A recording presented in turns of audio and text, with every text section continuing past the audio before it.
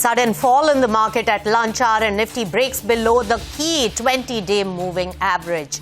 IT stocks lead the decline and banks give up gains while pharma as well as FMCG buck the trend. Mutual fund data for November shows a sharp downtick in equity funds, with the figure at less than a fourth of the inflow last month. The SIPs, however, hold steady, a second straight month of an over 13,000 crore contribution. Paytm informs stock exchanges that its board will meet on 13th of December to consider a buyback. The proposed move after the stock declines to a fourth of its IPO price sparks a big debate.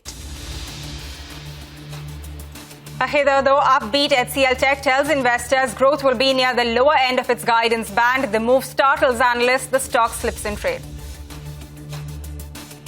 Automakers aren't cheering the record retail sales in the month of November because of steeper than expected discounts, says Maruti. Even CV maker Eicher Motors Vehicles is concerned about aggressive discounting that it hopes will abate.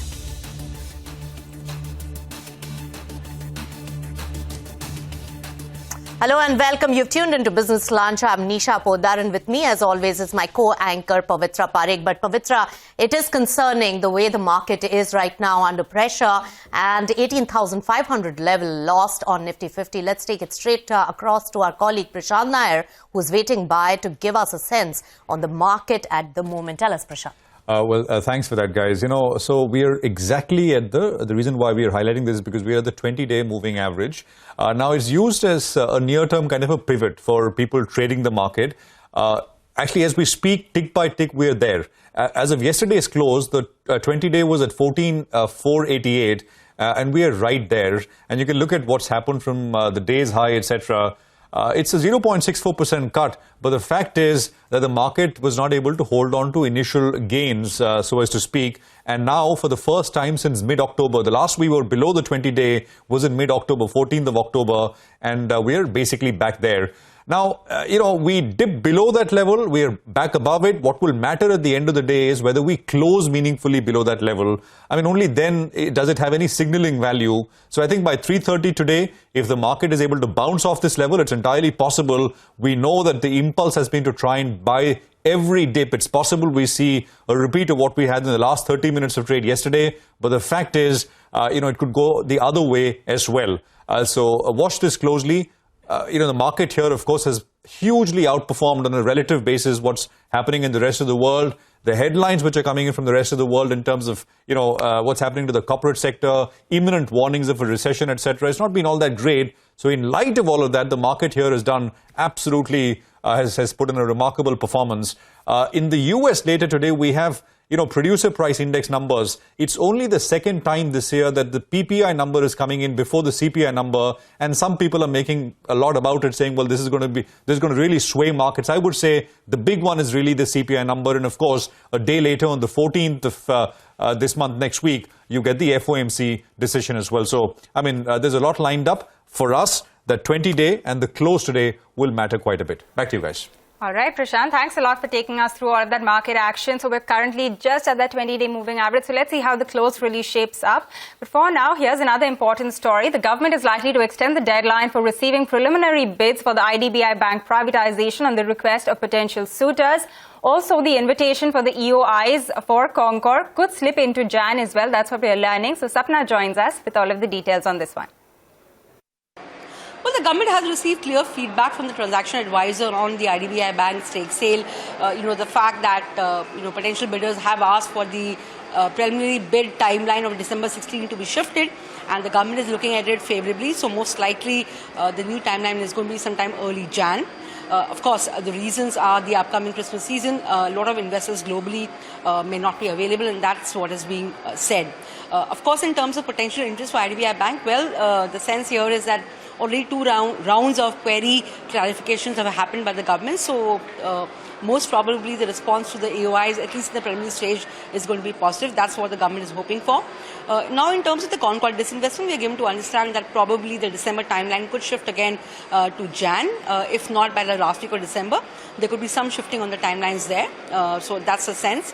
Last but not the least, also in terms of meeting the current financial year's divestment aim, well, it's most likely that none of the privatization transactions are going to be completed in current year. SCI and BML, only the financial bids are expected in this year. Hence, the government is going to achieve its divestment aim, or at least will try to achieve the aim mainly by offer for sales. All right. Thanks so much, Sapna, for getting us all those important details on the divestment drive. And you mentioned about IDBI, and there is enough interest in that, is what I gather from investment community, as well as Concor. Its timelines have shifted. But we'll stay with the divestment theme. And Deepam Sekhi, Tuhin Kanta Pandey, speaking at the CII Global Economic Policy Summit, said that the divestment is an ongoing process and efforts were on to build a sustainable divestment model for the government. Let's listen in.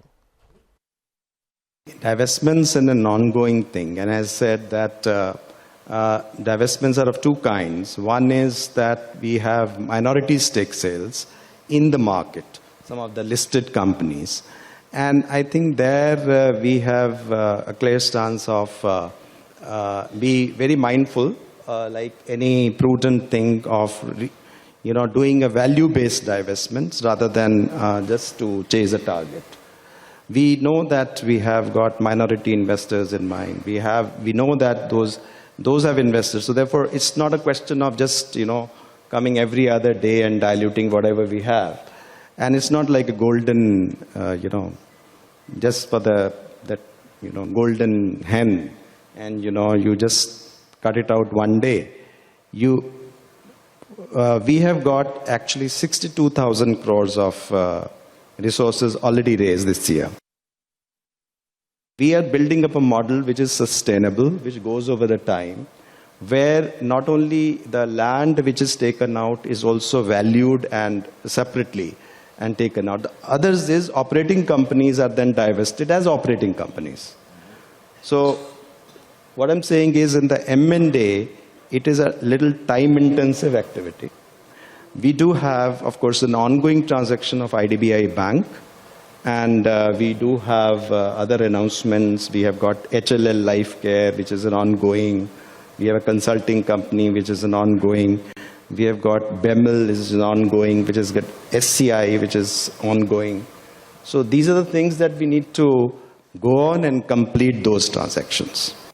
All right, that was the divestment secretary. By the way, there are also some important flashes at the bottom of your screen on the fiscal situation, and we are learning that India has sought the Parliament's nod for approximately 4.36 lakh crore in FY23 additional gross spending, and India's net cash outgo in additional spending is 3.26 lakh crore. So this is some important news that's coming in right now, and we will also have our colleague Sapna Das to fill us in with some more details when we come back.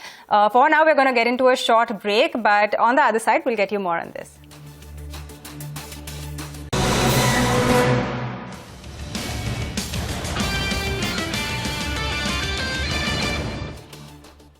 Welcome back. You're watching Business Lunch. To an important story coming in from the national capital right now. Well, the government seeks additional expenditure of 3.26 lakh crore rupees in the first supplementary demands for grants. Now, additional spend on fertilizer, food subsidy has been mainly covered. Sapna Das joins us to put more perspective into this particular development. Sapna. Hi, Nisha. So this was mainly on expected lines, but it's nevertheless, it's a big number that the government is looking at in terms of the net cash outgo would over 4 lakh odd crores had it not been for the internal savings, recoveries, additional receipts that the government does every year to manage its fisc. That number is pretty large, over 1 lakh crore. So that is what has saved them, so to speak. But still, right, at the first outgo, you're looking at 3.26 lakh crore in terms of additional expenditure. We don't know whether the RE for this financial year that will come out on 1st February in the Finance Minister's budget numbers, will that again be an add-on to the current numbers? That there we don't have a clear sense. But nevertheless, we are looking at a big outgo as of now, net cash outgo, number one. Number two, also looking at this big number, food and fertilizer subsidies were the main requirements. 1.10 lakh odd crore additional on fertilizer, around 1.20 to 1.30 lakh odd crore in terms of your food subsidy bill. So I think the government has primarily given all that out in this supplementary demands for grants itself. Maybe because of that, the number looks large, and also last but not the least, the 22,000 crores that needs to be given to OMCs in terms of the LPD losses. I think that should also find a mention in the supplementary demands for grants. We'll come back with more once we have more details. All right, Sapna, thanks a lot for getting us all of the details. That is the first supplementary demand for grants, and the additional spending that the government is asking for is 3.26 lakh crores. But with that, let's also bring you the mutual fund data for the month of November. So we just got this data a while ago, and it looks quite weak actually this time around. So equity inflows have come in at the lowest level that we've seen since April of last year. So April of 2021, we have an inflow of around 2,224 crores this time. This is versus the over 9,000 crores, 9,200 crores that we had last month, and before that we had 14,077 crores in September. So within this equity category, what really stands out as a figure is that the large cap funds have clocked in a big outflow this time, around over 1,000 crores, around 1,040 crores. This is versus the 174 crores of inflows that we had last month.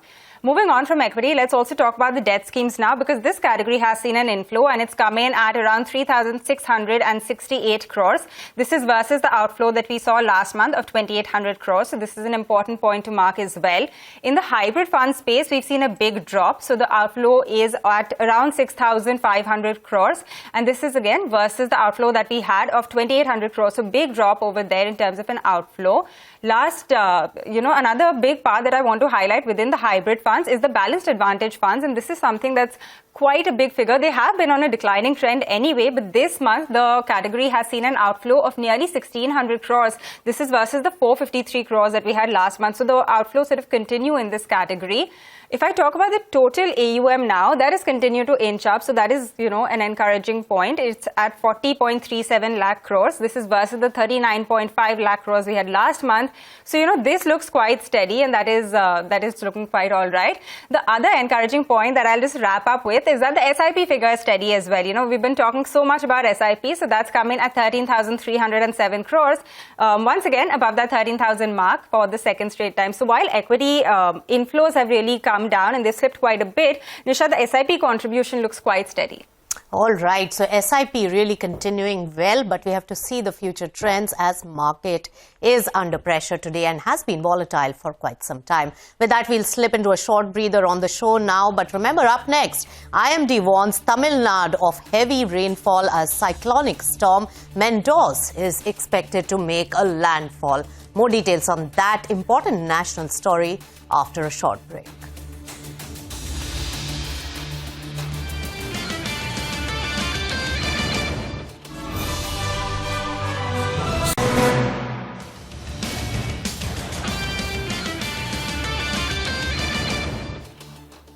Welcome back. You're still tuned into Business Lunch, and some important national news now. Cyclone Mendoz is expected to make a landfall in and around the coastline next to northern Tamil Nadu as well as southern Andhra Pradesh. 12 teams of the NDRF have been placed on standby in Tamil Nadu as well. Holidays have been declared in schools and colleges in 27 districts. So my colleague Jude is now here to get us a ground report and to take us through how things really are right now. Jude.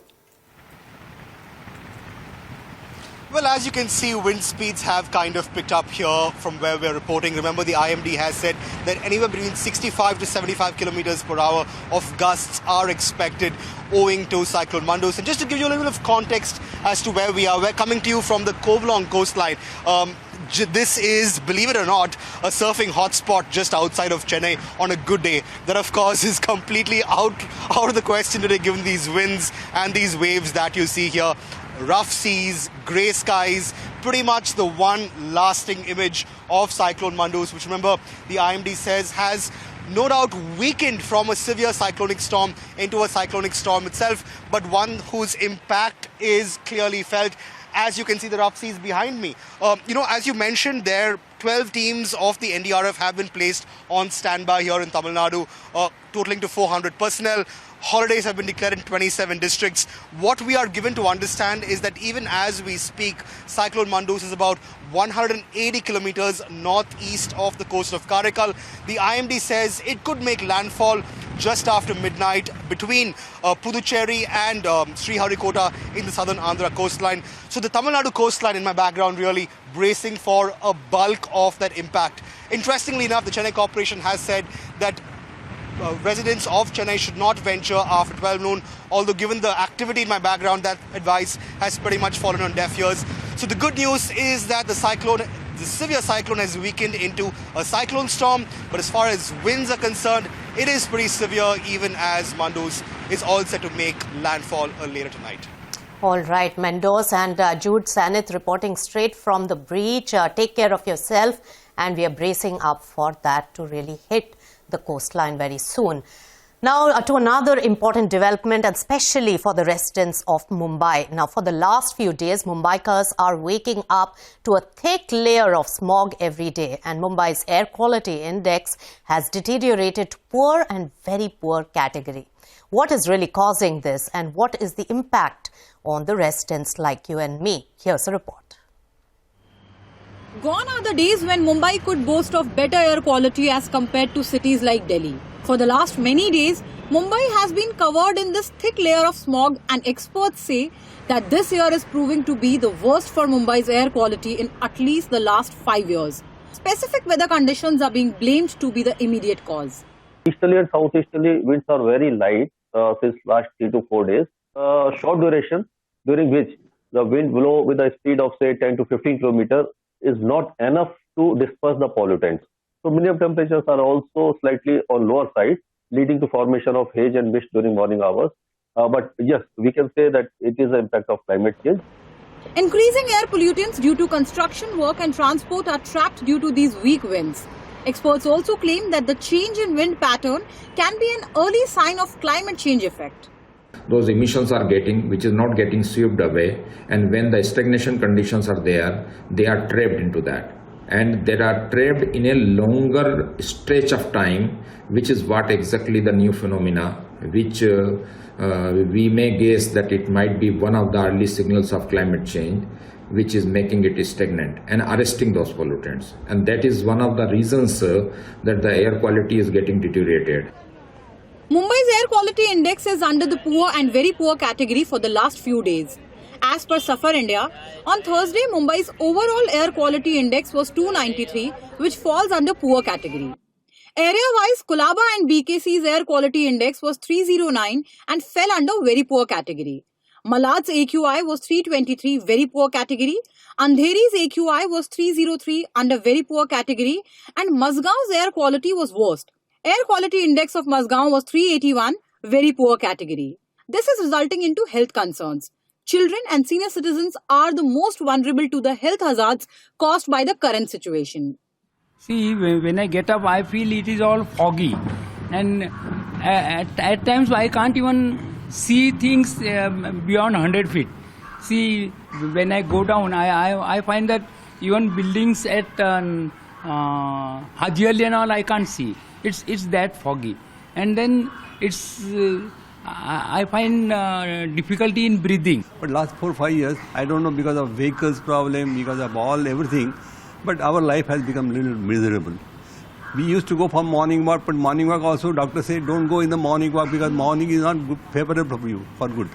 So we have to sit at home. Even शाम को अगर निकलेगा तो आप बोलते हैं वैसा एक particular distance के बाद कुछ दिखता नहीं है. पहले नहीं होती थी, क्योंकि अभी ये सब इमारतें बढ़ गई है, पेड़ कटे जा रहे हैं, और इसलिए हमारे ऐसे ब्रीदिंग का थोड़ा प्रॉब्लम हो जाता है. Doctors have advised people, especially children, senior citizens and those with breathing ailments, to wear masks, avoid peak traffic hours while stepping out, and install air purifiers if possible. Weather experts say the situation is not likely to improve significantly in next 2 to 3 days. Winds may become slightly stronger, but not enough to drastically improve the city's air quality.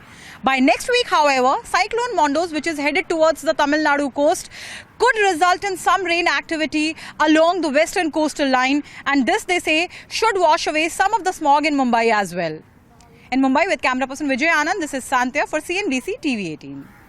All right, pretty grave situation then. Nisha, we were also talking about this, right? You can feel it in the air, that the air quality is so bad. I can feel that I'm breathing dust. Yeah. Yes. Well, hopefully this situation does improve. But for now, we're going to wind down on this edition of Business Lunch. Thank you guys very much for tuning in. And Mid Cap Radar comes up after this short break.